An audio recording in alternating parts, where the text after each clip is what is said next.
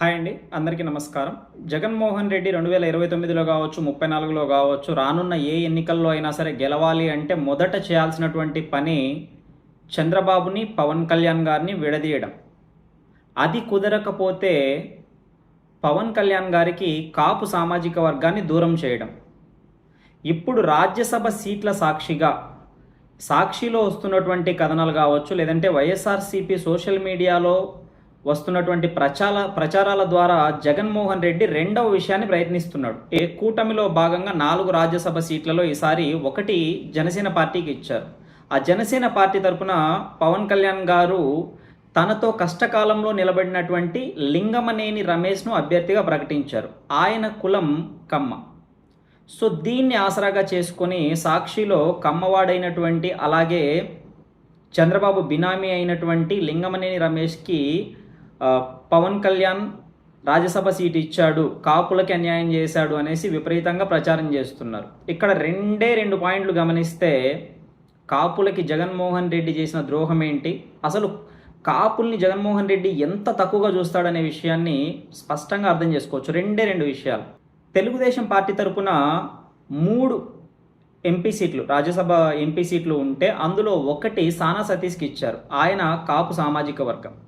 2వ పాయింట్, జగన్మోహన్ రెడ్డి 5 ఏళ్ల పాలనలో మొత్తంగా 11 మందిని రాజ్యసభకు పంపించాడు.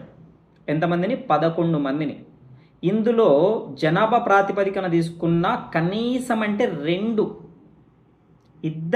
సరే కాపుల్ని రాజ్యసభకు పంపించాలి జగన్మోహన్ రెడ్డి గారు. జనాభా ప్రాతిపదికన తీసుకుంటే లీస్ట్ కేసులో 2 లేదా 3 ఆ క్యాస్ట్కు, దాని రిలవెంట్ క్యాస్ట్లకి ఉన్నటువంటి జనాభా ప్రకారం. కానీ జగన్మోహన్ రెడ్డి పంపించిన 11 మంది రాజ్యసభ సభ్యుల్లో ఎంతమంది కాపులు ఉన్నారు అంటే 0. ఎంతమంది ఉన్నారు? 0.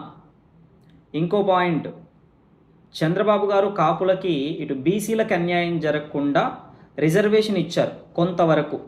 2014-19 కాలంలో కాపులకు రిజర్వేషన్ ఇచ్చారు. ఆ రిజర్వేషన్ని జగన్మోహన్ రెడ్డి రాగానే పక్కన పెట్టేశాడు.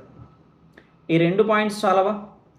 11 మంది రాజ్యసభ సభ్యుల్లో అత్యంత ఎక్కువ జనాభా కలిగినటువంటి కాపు కమ్యూనిటీ నుంచి ఒక్కరిని కూడా రాజ్యసభకు పంపించలేదు. అసలు ఈ రాష్ట్రంతో సంబంధం లేని రిలయన్స్ ఆశీర్వచనాల కోసం రిలయన్స్కి సంబంధించినటువంటి పరిమల్ నత్వానీని రాజ్యసభకు పంపించాడు జగన్మోహన్ రెడ్డి.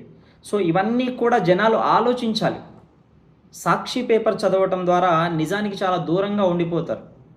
ఆ విషయాన్ని తెలుసుకొని విఘ్నులైనటువంటి ప్రజలు పూర్తిగా విషయాన్ని అర్థం చేసుకోగలిగితే, కేవలం సాక్షిలో రాస్తున్నటువంటి చిన్న విషయం కాకుండా సంపూర్ణ విషయం ఆలోచిస్తే ఎవరు ఏంటి అనే విషయం స్పష్టంగా అర్థమవుతుంది. ఇలాంటి మరిన్ని అప్డేట్స్ కోసం ఈ వీడియోకి లైక్ చేసి మా ఛానల్కి సబ్స్క్రైబ్ చేసుకోండి. Thanks for watching.